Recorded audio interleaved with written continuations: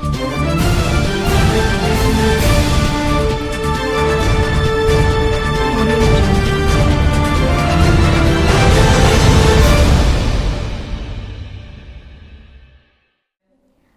malam pemirsa. Saya Rahmatika dalam BKC News akan menemani Anda selama 15 menit ke depan, menyajikan berita terhangat seputaran wilayah Batu Sangkar. Berita pertama datang dari dunia pendidikan.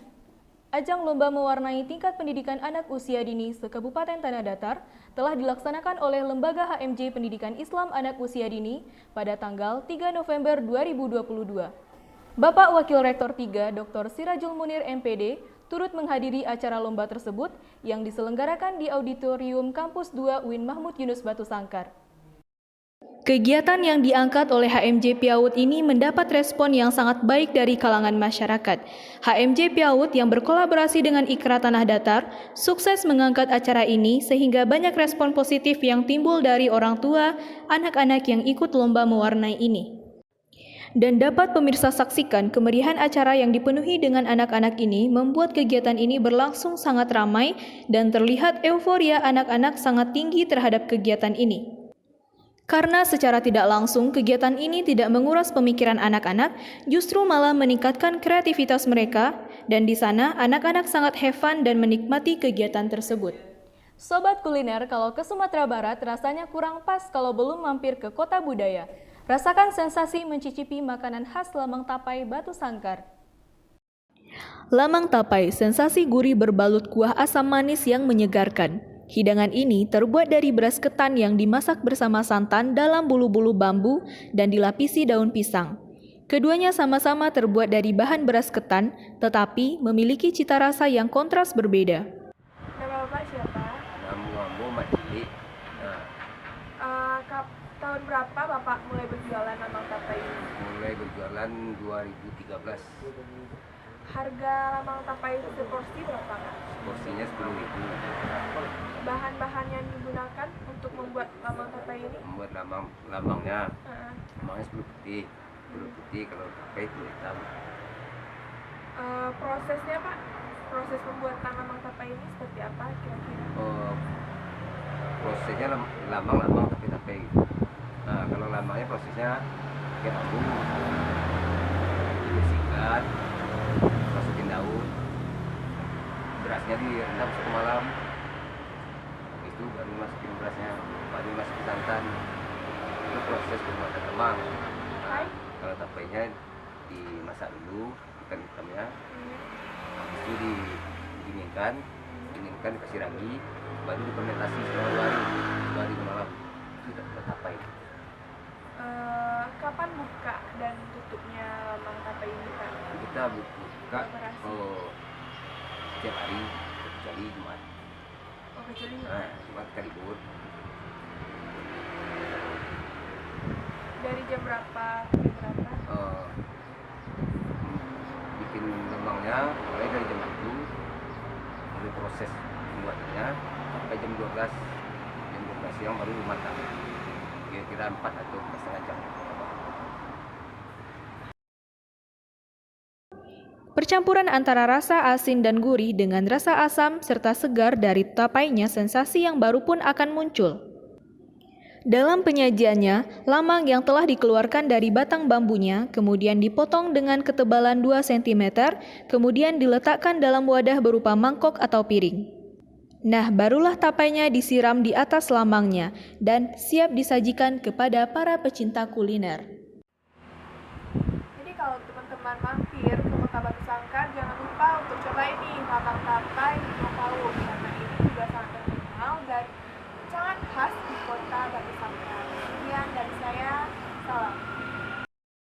Pemirsa, berita selanjutnya, The Fourth International Conference or University Community Management and Judgment ICAN UCE 2022 yang menjadi tuan rumah tahun ini adalah IAIN Syekh Nurjati Cirebon.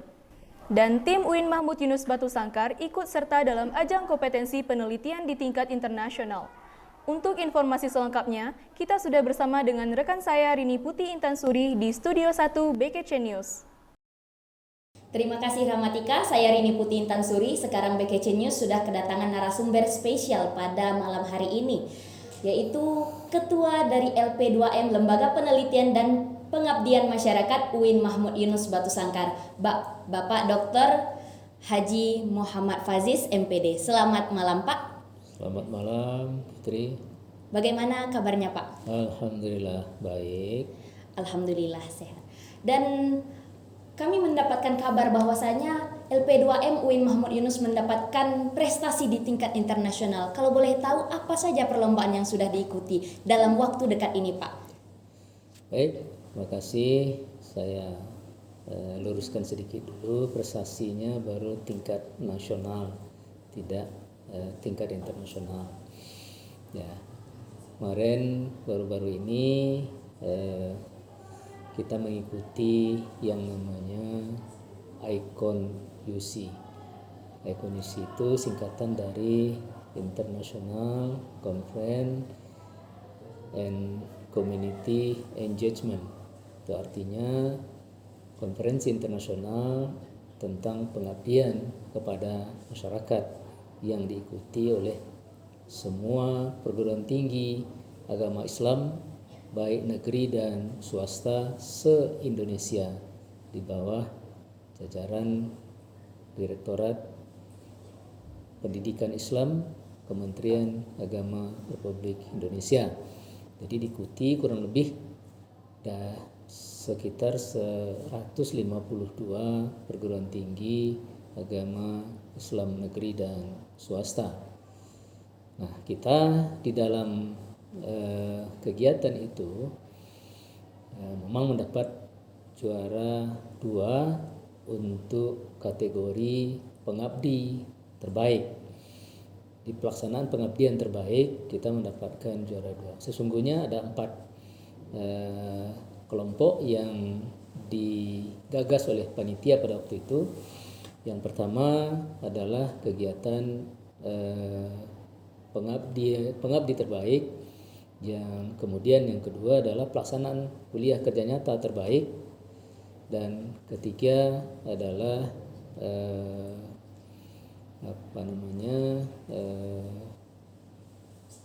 tokoh inspiratif pengabdian. Jadi tokoh inspiratif ini maksudnya siapa yang gila untuk pengabdian, tanpa kenal lelah, tanpa kenal siang, malam, hujan, panas, itu dia tetap melakukan pengabdian kepada masyarakat. Ada dan tidaknya dana, dia tetap ke masyarakat. Dia tidak peduli kalau perlu koceknya sendiri dirogoh untuk melaksanakan kegiatan pengabdian kepada masyarakat. Itu tokoh inspiratif namanya, yang seperti itu, yang gila pengabdian. Dan kemudian tokoh inspiratif ini dia punya komunitas. Kalau kita di perguruan tinggi, semua dosen kita atau dosen-dosen kita punya kelompok-kelompok pengabdian kepada masyarakat. Itu komunitasnya. Dosen Fuad misalnya, atas nama jurusan kah, atas nama fakultas kah, itu punya community yang mencintai pengabdian, yang gila pengabdian. Nah, di mana-mana mereka melakukan pengabdian. Nah, tokoh inspiratif itu didasarkan kepada pekerjaan-pekerjaan yang dilakukan oleh tokoh tadi, yang dilaksanakan oleh tokoh tadi, dan itu memang punya komunitas dia, dosen pengabdi, ya. Nah, dosen pengabdi itulah yang diberikan award sebagai tokoh inspiratif di dalam pengabdian kepada masyarakat. Kemudian yang ketiga kegiatannya itu adalah konferensi, artinya semua dosen yang melakukan pengabdian itu diberikan kesempatan untuk menulis artikel, dan artikel itu disubmit kepada panitia Icon UC dan dinilai oleh panitia.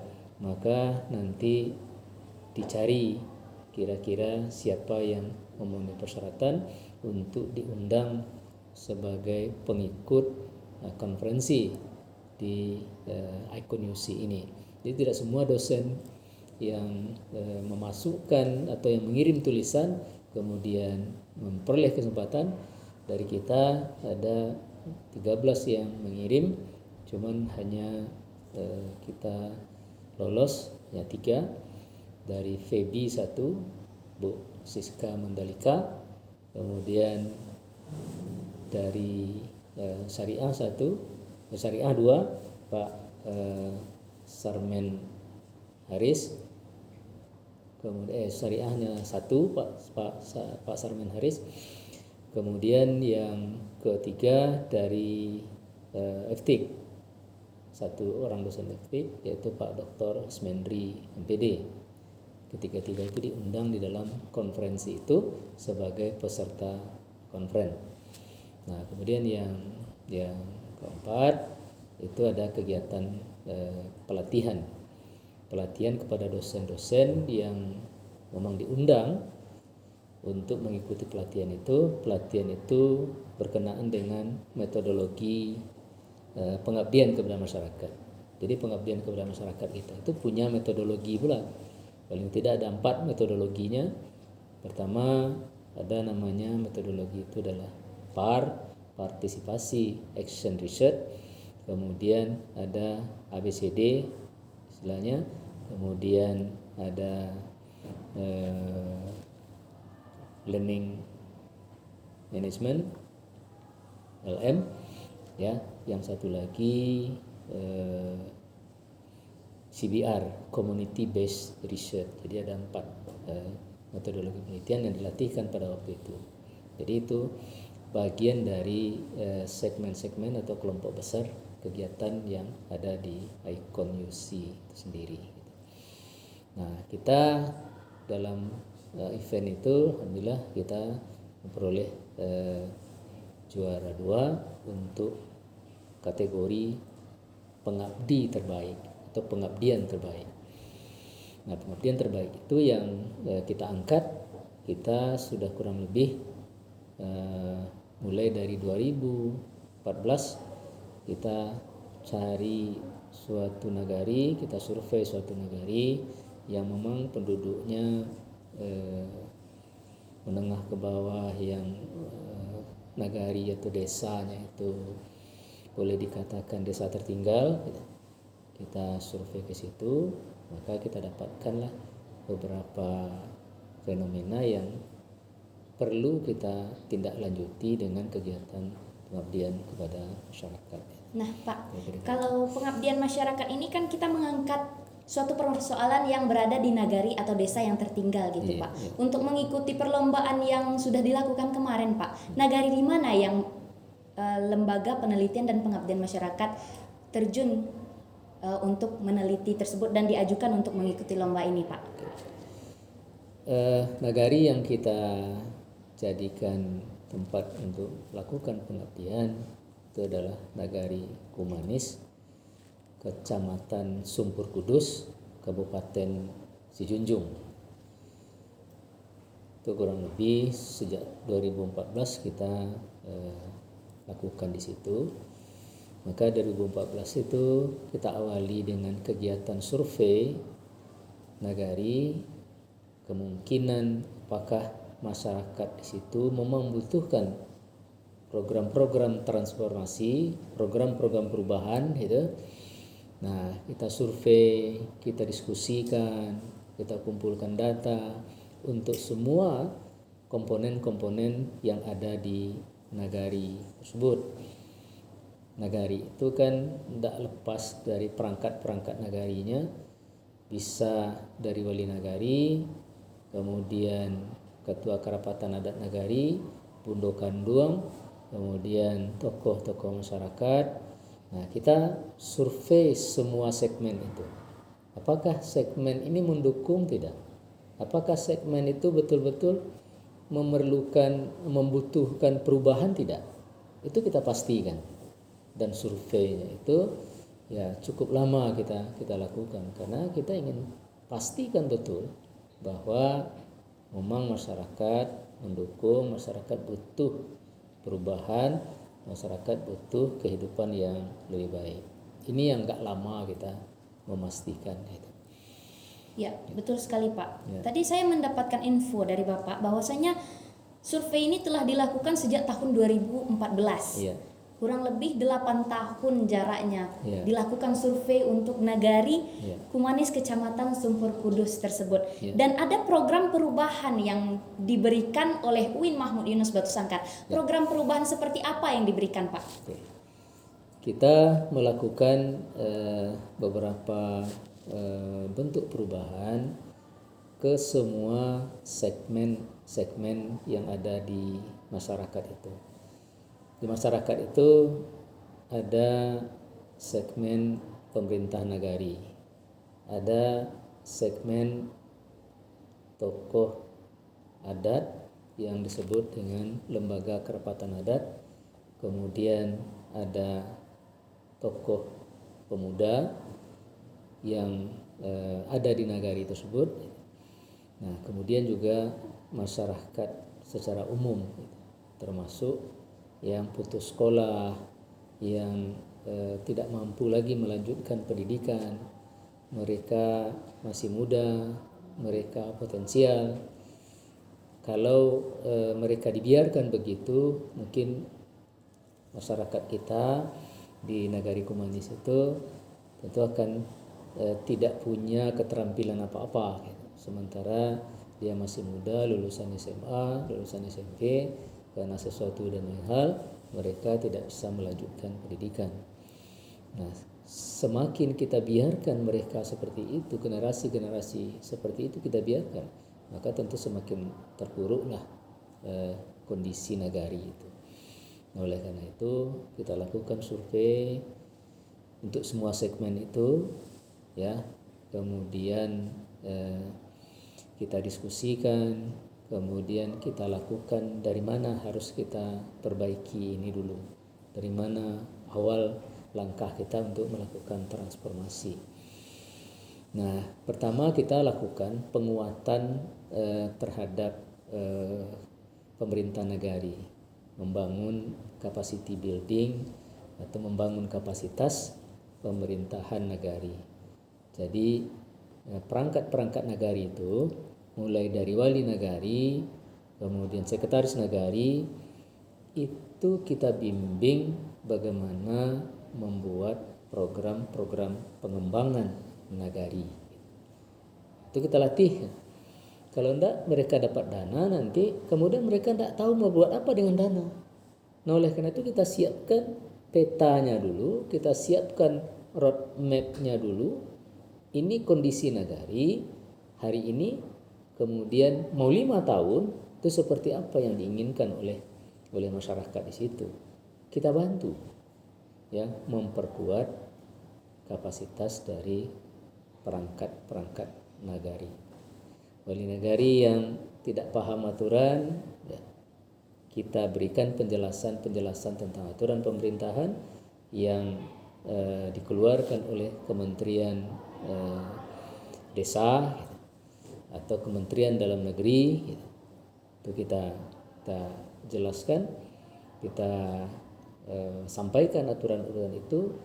Nah, kita bikin wali nagari itu paham tentang aturan-aturan itu. Nah, untuk membuat itu, disinilah kita melibatkan dosen-dosen kita. LP2M hanya punya pegawai saja, hanya punya ketua, punya lembaga kepala pusat, dan tidak punya orang untuk bekerja. Yang bekerja adalah dosen, yang mengabdi itu adalah dosen. LP2M hanya memfasilitasi. Nah, karena memang itu yang terlihat di Nagari Kumanis itu oleh LP2M, maka LPDM menurunkan dosen-dosen yang paham tentang aturan, tentang hukum gitu. Maka kita libatkanlah dosen-dosen kita di syariah untuk menelaah aturan-aturan, peraturan-peraturan perundang-undangan yang berkenaan dengan pemerintahan nagari. Nah, itu kita perkuat dulu.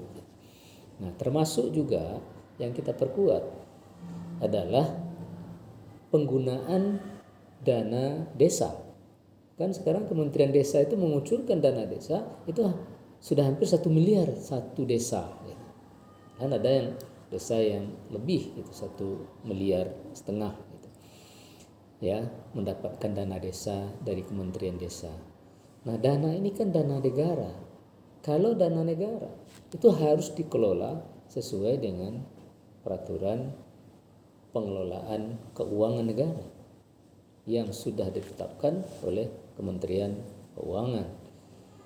Ya, kalau kita menggunakan dana negara, apa yang harus kita buktikan? Apa yang harus kita lakukan kalau kita memakai dana negara ini? Ya, betul Pak. Tadi saya mendengar bahwasanya dana 1 miliar untuk satu desa yang telah dikerahkan oleh pemerintah dan dosen kita UIN Mahmud Yunus Batu Sangkar sudah melakukan kolaborasi untuk mengembangkan desa dari capacity building yang telah dilakukan oleh dosen-dosen yang mengabdi. Lalu sejauh mana dampak yang diberikan kepada wilayah masyarakat di Kumanis, Kecamatan Sumpur Kudus ini Pak? Sebab sejak tahun 2014 penelitian survei telah dilakukan seperti itu Pak. Ya. Nah, kalau kita lihat tahunnya 2014 sampai sekarang kan sudah lama, 8 tahun kurang lebih ya. Iya Pak. 8 tahun. Tetapi ini karena proses yang diperbaiki itu adalah pengetahuan dari perangkat negari, ini memang memerlukan waktu yang panjang ya, sambil kita juga memperhatikan perubahan dari sektor lain, perubahan dari sektor keagamaan, perubahan dari sektor ekonomi gitu. Nah, ini berbarengan kita lakukan. Semua kita lakukan literasi. Kita lakukan literasi untuk pemahaman tentang perundang-undangan pemerintahan, juga sambil itu kita lakukan juga pemahaman tentang pemakaian dan pemanfaatan dana desa ini supaya jangan salah mereka tidak menggunakan dana desa. Kan kita tahu ya, sudah cukup banyak kepala desa yang berhadapan dengan hukum karena memang salah di dalam pemanfaatan dana desa yang diberikan oleh pemerintah. Nah, kemudian juga kita melakukan perubahan itu dari sektor ekonomi. Kalau tadi adalah peningkatan kapasitas pemerintah negari atau pemerintah desa, sekarang kita berpindah pula, melihat pula bahwa sektor ekonomi itu harus kita lakukan pula peningkatan. Harus kita lakukan pula perubahan bagaimana ekonomi menggeliat di Nagari Kumanis itu. Nah, salah satu jalan untuk peningkatan ekonomi atau transformasi di bidang ekonomi, kita harus mendirikan satu lembaga yang namanya Badan Usaha Milik Nagari atau BUMNAG. Nah, BUMNAG ini dicikal bakali dengan terlebih dahulu kita lakukan beberapa pelatihan untuk menghasilkan sesuatu, memproduk sesuatu. Nah, kita lakukan pelatihan membuat handicraft. Handicraft ini semacam kerajinan yang terbuat dari bahannya bisa saja rotan, bisa saja bambu ya, seperti lampu gantung yang terbuat dari bambu. Nah, seperti itu ya. Nah, karena kita melihat potensi di situ adalah bambu gitu. Nah, kemudian bambu itu hanya dipakai untuk pagar saja gitu. Atau pagar parak, pagar ladang misalnya begitu. Padahal kalau itu diolah itu bisa menjadi aspek ekonomi yang sangat perspektif gitu. Kalau kita olah menjadi lampu hias, menjadi berbagai macam bentuk hiasan-hiasan gitu. Nah, bambu itu sangat banyak. Selama ini bambu itu terbuang begitu saja. Nah, kita melihat potensi daerah itu ada bambu, maka kita lakukan pelatihan bagaimana menjadikan bahan mentah bambu ini menjadi handicraft, menjadi hiasan-hiasan dan lain-lain sebagainya. Nah, ini kita lakukan pelatihan yang kita kerjasama dengan ISI Padang Panjang untuk mendatangkan narasumber bagaimana membuat memanfaatkan bambu ini menjadi handicraft dan souvenir-souvenir lainnya. Itu salah satu sektor ekonomi yang kita lihat. Nah, kemudian juga potensi di Nagari itu untuk sektor perbaikan ekonomi itu di Nagari itu ada juga potensinya pohon aren. Pohon aren, Pak. Ya, pohon enau. Gitu ya. Diolah menjadi apa pohon aren tersebut di sana? Ya, itu yang akan saya jelaskan. Pohon aren itu kita olah gitu, itu menjadi gula semut. Gula semut itu semacam gula enau, tapi kalau gula enau itu kan yang keras yang bulat itu, ini kita olah menjadi seperti gula pasir gitu. Dia coklat juga warnanya seperti gula pasir, dan itu yang menjadi garapan kita di dalam perbaikan ekonomi di Nagari tersebut. Samping tadi anyaman yang berbahan bambu atau handicraft, sekarang ada pohon aren. Yang pohon aren ini selama ini tidak ya dibiarkan begitu saja, ya paling-paling diambil sedikit untuk nira, ya untuk nira.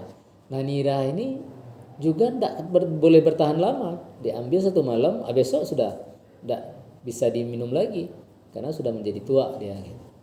Nah, kalau dibiarkan orang di situ meminum tua, berarti ya orang di situ atau masyarakat kita di situ itu berarti ya peminum minuman keras yang dilarang oleh agama. Nah, oleh karena itu ya, kita lakukan pula pelatihan bagaimana merubah bahan mentah aren ini menjadi gula. Nah, siapa tenaga ahlinya? Itu dosen-dosen kita dari IPA, dari Fakultas Tarbiyah dan Ilmu Keguruan, yang jurusan biologi, yang kimia, yang fisika, ya mereka mencoba mengolah itu menjadi gula. Itu yang kita turunkan. Itu dari sektor ekonomi. Yang ketiga, dari sektor ekonomi kita melakukan pelatihan membatik juga. Membatik. Ya, membuat batik. Gitu. Nah, itulah sekarang yang sedang berkembang, membatik, samping juga gula semut dan handicraft tadi. Nah, semua sektor-sektor ini itu berhimpun di badan usaha milik Nagari. Jadi dikelola oleh Bumnak karena uang negara ini yang diberikan oleh Kementerian Desa itu boleh digunakan untuk membangun usaha-usaha Nagari yang akan menciptakan pemasukan bagi Nagari itu sendiri. Buatlah kegiatan-kegiatan yang 3 tadi. Jadi dari dana 1 miliar tadi, dosen-dosen yang ada di UIN Mahmud Yunus Batu Sangkar bekerja sama dengan dosen ISI Padang Panjang untuk memberikan pelatihan untuk meningkatkan kualitas SDM yang ada di Nagari Kumani, Kecamatan Sumpur Kudus.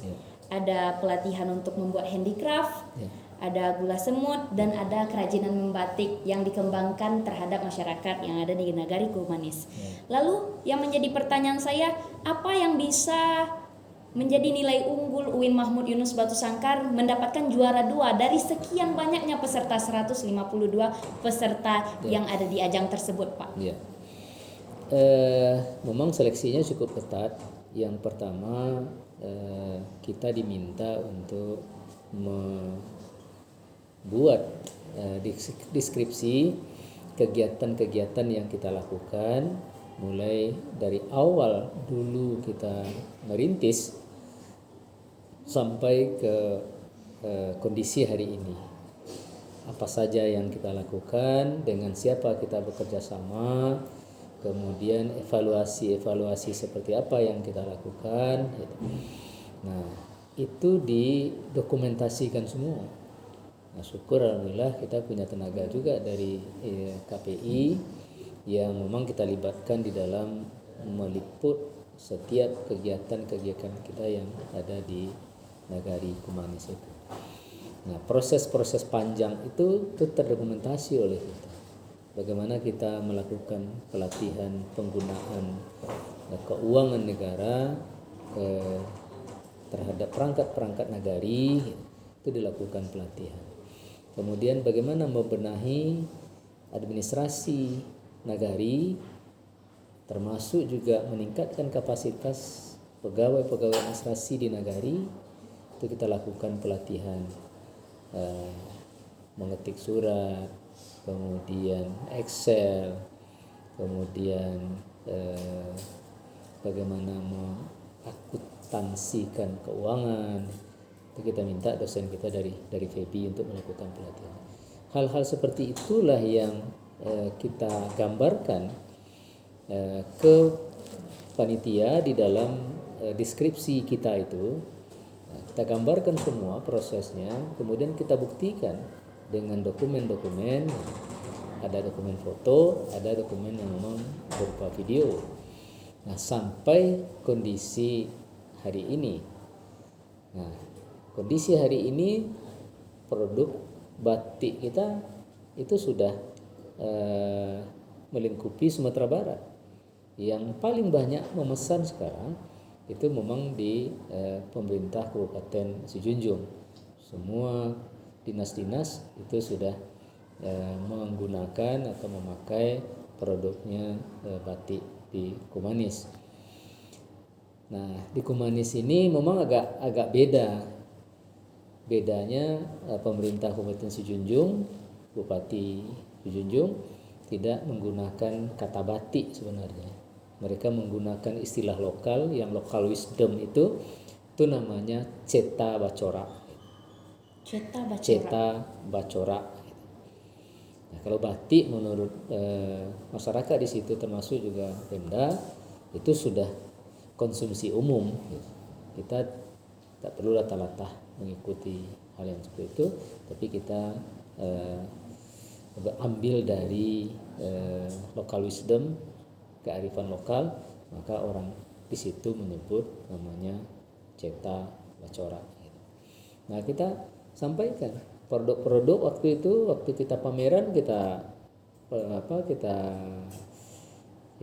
tampilkan waktu pameran produk-produk, kemudian juga semua yang terlibat di dalam kegiatan itu LPPM atau LP2M dalam ini itu mengajak semua tim untuk bisa berpartisipasi di Icon Museum.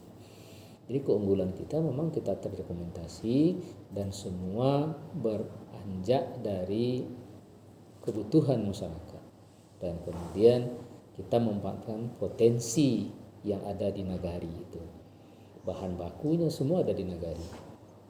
Ya. Itu karena kita memanfaatkan potensi lokal yang kita asuh, yang kita didik adalah masyarakat lokal, masyarakat nagari itu, dan kemudian juga yang memasarkan masyarakat nagari itu. Nah, terakhir kegiatan kita itu membuat branding ya terhadap gula semut dan batik. Kita masukkan sudah daftar kita ke Shopee, ke Lapak misalnya begitu ya. Nah, itu juga dibantu oleh dosen KPI Bu Revi sama Bu Potri. Jadi sekarang kondisinya sudah branding gitu. Itu kira-kira dampaknya bagi masyarakat itu. Nah, tadi yang Bapak sampaikan keunggulan kita menang juara 2 di tingkat nasional tentang pengabdian masyarakat ini ya. Adanya produksi dipesan sampai ke tingkat provinsi Sumatera Barat, sudah memakai yang namanya Cetak Bacora namanya di Kabupaten Sijunjung ya Pak. Lalu selesainya lomba ini apakah ada tindakan lebih lanjut setelah lomba ini dilaksanakan Pak terhadap masyarakat yang pihak dosen meneliti seperti itu? Baik, Jadi untuk selanjutnya banyak sektor yang kita akan bangun, kita akan coba lagi. Rencana ke depan itu karena untuk Bumnak tinggal membenahi, kemarin juga sudah kita lakukan bagaimana cara melakukan pembukuan yang baik gitu. Pembukuan yang baik artinya arus kasnya jelas misalnya begitu. Nah, akuntansinya jelas, bisa menghitung rugi laba, ya, penyusutan aset dan lain sebagainya. Itu sudah kita lakukan kemarin untuk kegiatan Bumnak.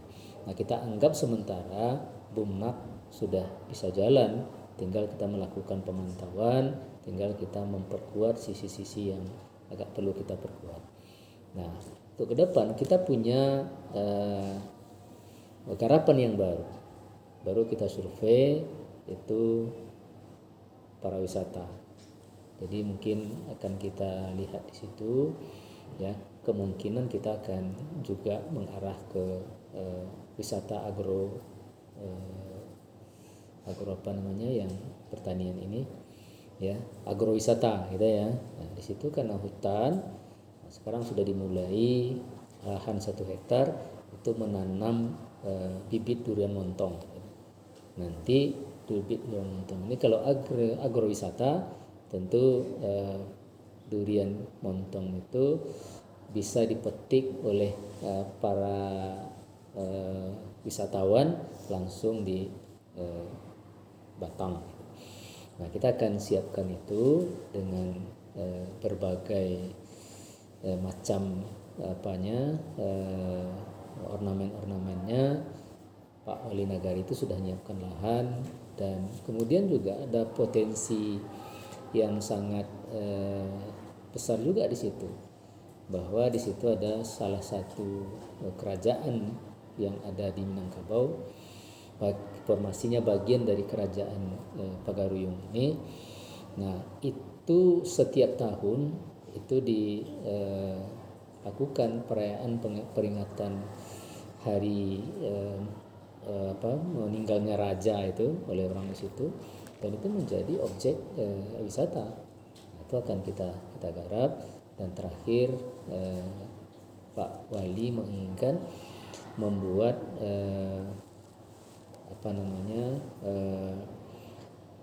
daerah pengembangan ekonomi terpadu. Jadi di situ akan ada wisata, nanti akan ada juga kuliner, ada juga di situ souvenir, ya. Nah, itu yang akan kita garap di masa yang akan datang. Kemudian saya berikan pembenaran sedikit atau meluruskan sedikit. Dana 1 miliar tadi itu bukan untuk kita dengan yang kita garap, tidak. Dana 1 miliar itu kan dana desa. Dana desa itulah yang dipakai oleh desa itu untuk membangun desanya. Nah, kemudian model kita dengan Nagari Kumanis itu, kita tidak tidak meminta dananya itu. Kita istilahnya menggunakan konsep cost sharing. Artinya sebagian dia yang membiayai, sebagian kita yang membiayai. Itu yang seperti pelatihan misalnya begitu, ya. Seperti pelatihan itu untuk konsumsi peserta, pelatihan membatik untuk konsumsi peserta itu dana nagari yang dipakai, sementara untuk honor dosen gitu itu kita LP2M yang membiayai. Jadi itu yang dananya 1 miliar itu untuk dia pakai utuh gitu. Nah, kita tidak mengganggu dananya itu. Nah, kita tidak mengambil, tidak diberi honor dengan dananya gitu. Saya kira itu yang perlu saya jelaskan. Baik Pak, terima kasih. Dari sekian bincang-bincang hangat kita pada malam hari ini, kita sudah mengambil kesimpulan bahwasanya saya ingin mengucapkan selamat kepada UIN Mahmud Yunus Batu Sangkar telah meraih juara 2 di ajang lomba pengabdi masyarakat Icon UC ya Pak, yang telah mengembangkan suatu nagari Kumanis tentang capacity building, perekonomian yang dikembangkan Dan untuk langkah selanjutnya, pihak LP2M beserta dosen UIN Mahmud Yunus Batu Sangkar akan melakukan penelitian di bidang pariwisata ya Pak. Ya. Terima kasih Bapak untuk waktunya dan terima kasih pemirsa, saya kembalikan ke Rahmatika. Baik, terima kasih Rini Tasuri. Perbincangan tadi menutup perjumpaan kita pada malam hari ini. Saya Rahmatika dari BKC News. Selamat malam dan sampai jumpa.